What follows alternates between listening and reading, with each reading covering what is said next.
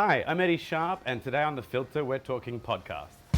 That can be all right. Joining me are Mike Williams, co-creator of ABC podcast The Real Thing, which is a catalogue of funny, gritty stories from all over this vast brown land. Gary's been on boats, planes, swimming, and down slippery dips. Tran produces a food vlog and podcast called The Unbearable Lightness of Being Hungry. Quite a feat for a vegetarian. Can we talk about one of your cooking fails, which is when you accidentally put a laptop in the oven? Just in case there was a break-in and that'd be the last place they look for it. I don't know what I was thinking. And comedian Ben Jenkins has his fingers deep in 4 podcast pies, mostly funny, chatty things that I won't even list because it will take too long. I was having a wonderful dream. What were you dreaming about? I was dreaming I was dead. I can't work out. Every year I seem to think that there's a podcasting bubble. Like it seems like every person I know has a podcast for good or ill. And every year I'm like, well, this is a year. No more podcasts. But I'm starting to think it's never going to stop. Do you think that... Yeah, no, we're not in a bubble. There's no bubble. I think there's too much skin in the game from the emergence of new companies, the independent sector, community radio, the public broadcaster. There's too many listeners for it there to be a bubble. This thing, wherever my phone is, which I've lost. We confiscated it. The phone isn't, That one. Yeah, that's it. It's not going anywhere. People are going to want audio forever and things like Google Home But that's another thing with like iPhones and iTunes. It seems sometimes like the good thing about podcasting is it's like a frontier town. That's what I liked about it in the past, was it seemed to be like early days of the internet where people were just making things and putting it out there for its own sake. Is it becoming corporatized and streamlined by Apple and by these bigger companies to a point where there's less of that sense of adventure in it, maybe? I think you've got both ends of town. I think it's like when you start a band, there are people who don't know how to play guitar and they'll start a band, but then there'll be people who get $1 million recording deals. So you have people who probably don't speak into their iPhone properly and have terrible recording quality. And then you'll have these massive companies who will pump up lots of money. I think Audible had $5 million to get playwrights to write new podcasts. So I think you've got both ends of the spectrum. As far as trends in podcasting are concerned, I guess it started with Serial and then continued with S-Town. And then you had Missing Richard Simmons, which was this podcast where Richard Simmons, the exercise guru, essentially shrank away from the public life and was like, I don't want to be disturbed. So this podcaster was like, we're going to find out why he doesn't want to be disturbed. He may never talk to me. He may sue me or publicly excoriate me. But honestly, I'm good with all that except for the suing part. Why am I doing this? Because that year I got to know Richard made me even more fascinated than I was when I first proposed that documentary. Do you think that there's this like rabid hunger for scandal and personal stories in podcasting is creating like an ethical... For the record, I found all 3 of those podcasts real icky. Our fascination with true crime and murder and playing armchair detective. Guilty. I'm very guilty of it. Absolutely, so am I. I think that there's nothing new about that. I think what is new about it is it's become weirdly highbrow. We used to always have these like really salacious true crime shows with like shitty reenactments and like gore and questions and the journalist knew more than the police and all this sort of stuff. Like Serial is nothing new. They just made it for the kind of for the medium. Set.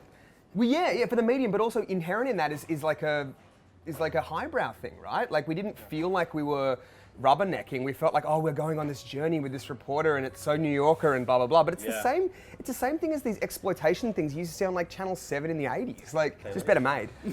I'm going to say those 3 podcasts I feel are different levels of icky. Yeah. Definitely being Missing Richard Simmons is the highest level of icky because he said, I don't want to be found. And then the journalist is literally on his doorstep going like, let me in. That was unquestionably dubious.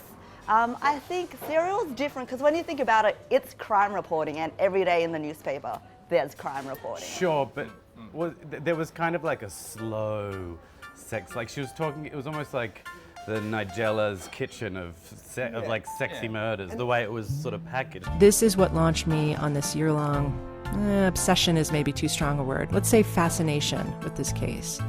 By the end of this hour, you're going to hear different people tell different versions of what happened the day Haley was killed.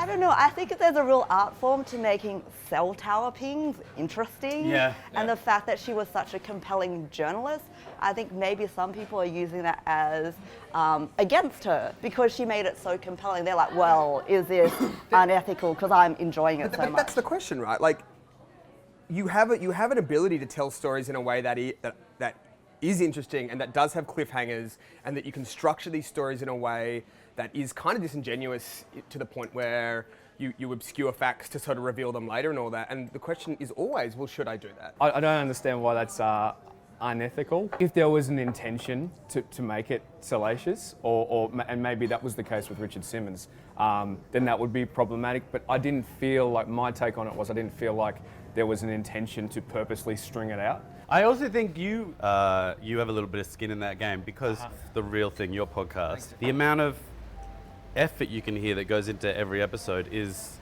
even the ones that are kind of throwaway episodes, is astonishing. None of them are throwaway episodes. No, I mean the one, I listened to the one this week about the Cronulla Sharks, which seemed like a smaller story, but then the amount of effort and sort of legwork and stuff you put into it. He breathed new life into Cronulla's forgotten second mascot, MC Hammerhead. The kids think he's a bit scary at times because he's got the big wide open mouth, he's got a bit of blood on his teeth, so I thought that I could fill that role quite nicely. Although it's The guy I make it with, Timothy Nicastri, we fight over one word of script to try and get it right. But loosely, when we get stuck into it, it's sort of a 4-week turnaround, but there's things planned out months ahead. What about for you? Because I do a bit of snipping, very basic cutting out, because sometimes people take a little while to get to the point. Yeah. I think it's something with just chatty podcasts. If people hear edit points, my theory's always been like, if people know it's edited, they're going to be like, well, why did they keep this in? Like, like this. No, but you do feel I don't know, it makes no sense because everything else is edited and prepackaged, but a lot of podcasting seems to be about hiding the edits because as soon as you hear the edit, I don't know why, but you feel cheated. You feel cheated or lied to or something? And you also want it to feel effortless. Like, If you can all just each pick one favourite podcast. Mike. Something I'm really liking at the moment is Bang On with Miff and Zan. It's a new podcast from those guys, culture podcast. They're super relaxed and they're doing a great job of forming a community around them, and you feel like you're part of it. Millionaire's Holiday Trip is what I watched. Have you ever seen it? How am I not across this piece of shite? There's 2 episodes. Next time you're on a Qantas flight, seek it out. It's in the travel section of their in-flight entertainment. You're really scraping the bottom of the barrel, aren't you? There was nothing else on that I wanted to watch. I've started listening to a new one by Gourmet Traveller, and they interview chefs, but they do it in a really interesting way where instead of journalists, and I'm guilty of this, journalists asking chefs the same questions, they'll get people within hospitality asking each other. Cool.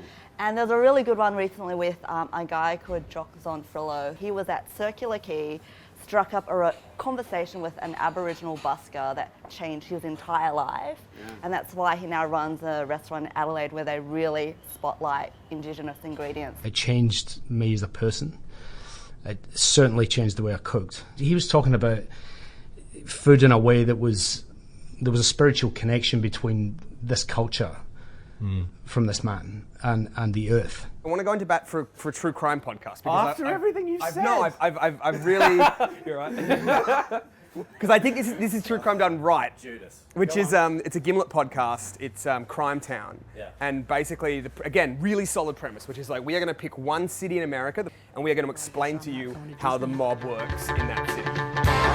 I made this fucking state more money. I gave the state more fame. I loved coming back here. I loved being in Rhode Island. Everybody's got some crazy shit going on. I'm obsessed with the Beef and Dairy Network podcast. You put me onto that. Very British, surreal comedy. It's only facts and gossip from the Beef and Dairy. It's like an industry podcast. Yeah, but it's completely fictionalized and it's very surreal and it's done completely straight-faced. Hello and welcome to the Beef and Dairy Network podcast, the #1 podcast for those involved or just interested in the production of beef animals and dairy herds. And this month, it's a yogurt special. There's a lot of talk of like mulch and stuff. It's very good. Thanks so much for telling me all about your podcast, Loves and Loathes. Thank you. Thank you so much. You're so overpriced.